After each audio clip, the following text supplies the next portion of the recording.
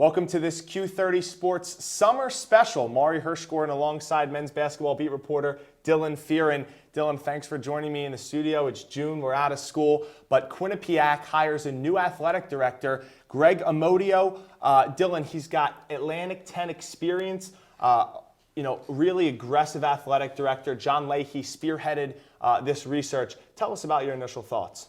It was a very interesting hiring because we saw that Billy Mecca might become the interim athletic director at Quinnipiac. We thought it could be a woman with all the Title IX issues surrounding the university.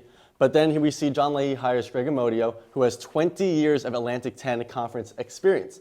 10 years as an associate athletic director at Xavier University, and then 10 years since 2005 to now as the head athletic director of Duquesne University. So he's got that 2 decades worth of Atlantic 10 experience, a conference where Quinnipiac might want to reach to and go to in the next decade or so. I think it's a very interesting hiring. I think it's a good hiring, and we'll see what he can do. John Leahy, very excited about the Amodio hire, as he said in his press conference this morning at TD Bank Sports Center. The size, the enrollment, the academics all fit Xavier, Duquesne, in small cities, in small suburbs, outside of cities, Pittsburgh, New Haven here at Quinnipiac. So you think the schools are very relative, and you think Quinnipiac can make some strides 5-10 years down the road? I think it makes a lot of sense, and I think they can make strides in 5 to 10 years to other conferences, like an A10, like a Big East, and we'll see. But what you talked to him about, and what he told you, and what Jack McDonald told me, was that Quinnipiac has to start winning championships in the MAC. We've seen it a couple of times, women's basketball, men's soccer, field hockey, but they need men's basketball to start winning MAC championships, other top-tier sports at the university to start winning in the MAC before they can move on, because it's better for the university if they can win MAC championships as an automatic bid in NCAA tournaments than trying to go to an Atlantic 10 and a Big East and trying to get an at-large bid. It's harder when you go to a top-tier conference and try to win as an at-large as opposed to staying in the MAC and winning as an automatic bid. Dylan, we have a special guest on the phone right now, Steve DiMiceli, the co-founder of the pointofpittsburgh.com. He covers basketball all over. Steve, thanks for joining us this afternoon. Thanks for having me on, guys.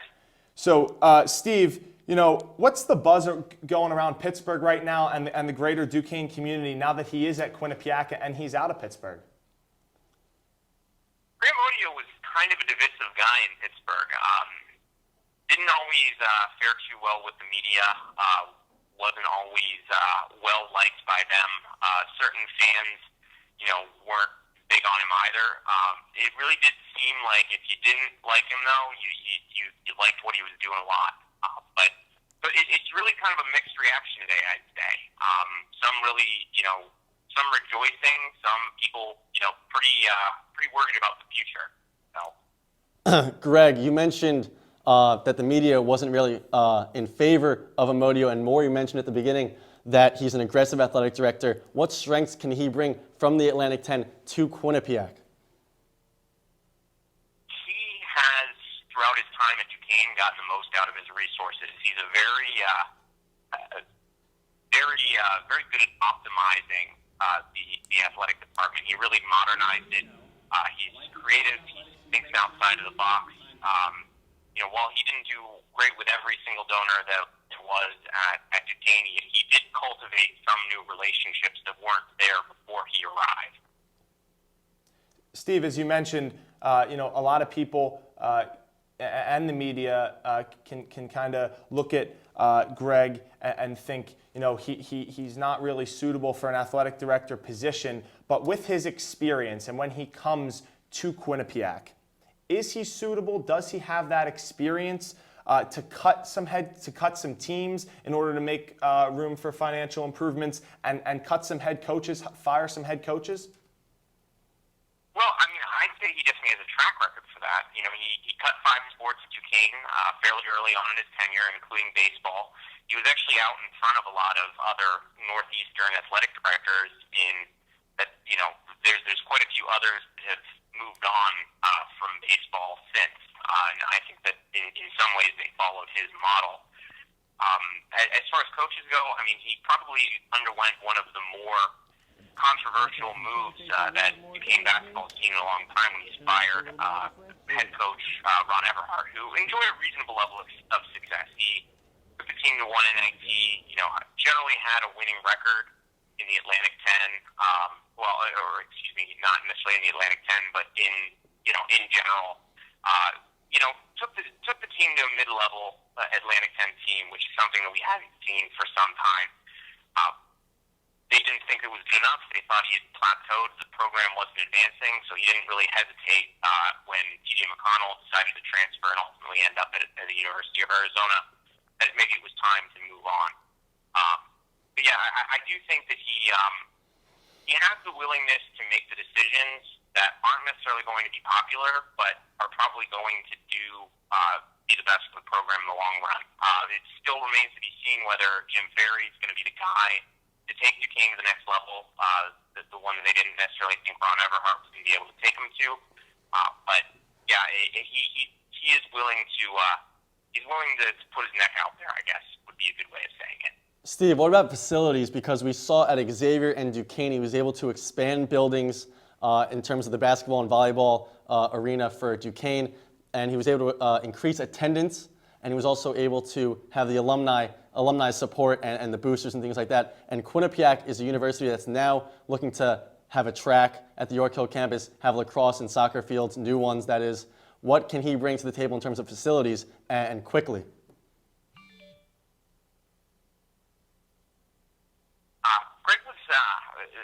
Greg was able to improve what was already existing at Duquesne for the most part. They were able to really update the practice gymnasium. They were able to upgrade the weight facilities. The locker room is still fairly state of the art. But truth be told, it didn't necessarily do anything groundbreaking. There weren't any new arenas built or anything like that. I mean, we did have access to the Consol Energy Center, which is essentially right across the street from the campus. But really, he mostly found ways to make the most out of what we had. Well, Steve, thanks a lot for your time. Making better facilities in what the university has is exactly what Quinnipiac is looking to do on its Mount Carmel campus, its main campus in Hamden, Connecticut. It has a turf field where field hockey and lacrosse plays. The additions that the university and the greater Hamden, New Haven area would like to see are the addition of lights, some bleachers, a scoreboard, a better scoreboard, locker rooms, more of a stadium atmosphere. So definitely it looks like Amodio is going to be a good fit at Quinnipiac. Yeah, I really do think he's right for the job. I do think I've got a lot of high praise for the Quinnipiac athletic department. I've liked what they're doing for a long time. With Robert Morris right around, I got to watch their transition from the NEC to the MAC. And yeah, I would tend to agree with you there. I think he's a guy that sort of has, his eyes on the prize and really wants to see, I think, all of the sports at the school succeed. Steve DiMiceli, thanks a lot for hopping on board with the Q30 sports team. Appreciate it, Steve. Hey, no problem, guys. You can check out all of Steve DiMiceli's work at thepointofpittsburgh.com. You can follow his website on Twitter at thepointofpgh, and you can find his personal Twitter at Steve DiMiceli. That's SteveDimiceli. So Dylan, after talking to Steve for a little bit now, you're a men's basketball beat reporter. From that perspective, they're the only major winter sports team that hasn't made an NCAA tournament. How does this hire affect Tom Moore's squad? Well, we've seen Amodio get rid of coaches before, and Tom Moore might have a short leash now that Amodio is the new athletic director. And this basketball team is coming off a 6th place finish and a first-round upset in the MAC tournament. And you're talking about losing your four best players from this year. You lose 9 guys overall, 6 to graduation, 2 to transfer. Samir Khalil's not coming back. But you gain 7 or 8 new guys. So it's a completely different squad, along with James Ford Jr., Sam Dingba, Chase Daniels, Aaron Hutton, those kind of guys, those kind of role players. But basically, the entire team is brand new, and it's a completely different mindset. The shot clock is now down to 30 seconds. So Amodio and basically the administration, John Leahy, wants to go to the Big East, the Atlantic 10, another conference. But if they can't win in the MAC, how are you expected to get into a better conference and do well in that conference?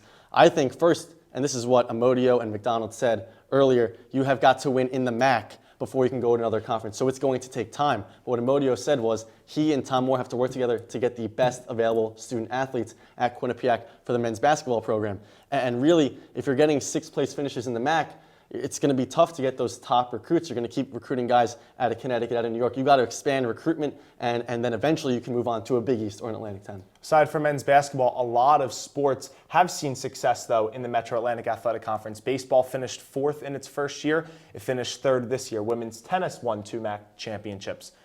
Same with men's soccer. Field hockey won a MAC championship. So, overall, a lot of those sports on the main campus, the smaller sports, some could say, put quotations around that, the smaller sports.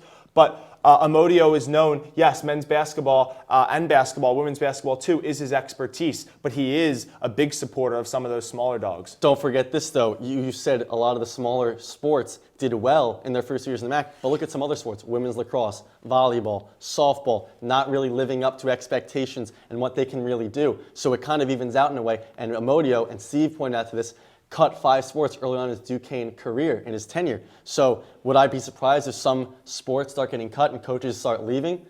No. And final point, I know I talked a little bit about the turf on main campus that is home to the field hockey and lacrosse teams as being one of the main facilities. But is it a new baseball field off campus? What is the next step? What's that next facility that needs to be built in your eyes? The next one, well, there are a lot of things that need to be built, and Jack McDonald told this to me this morning. There are 17 sports at Quinnipiac, and he said that all of them deserve and need to have the same type of facilities that the hockey and basketball teams have now.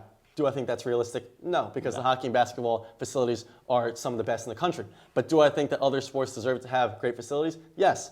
Soccer, needs a better field. Men's soccer's been doing great the last couple of years. They need a better field. Baseball, making it to the far in the MAC tournament. Lacrosse making the championship game. I mean, cross country and track doing really well.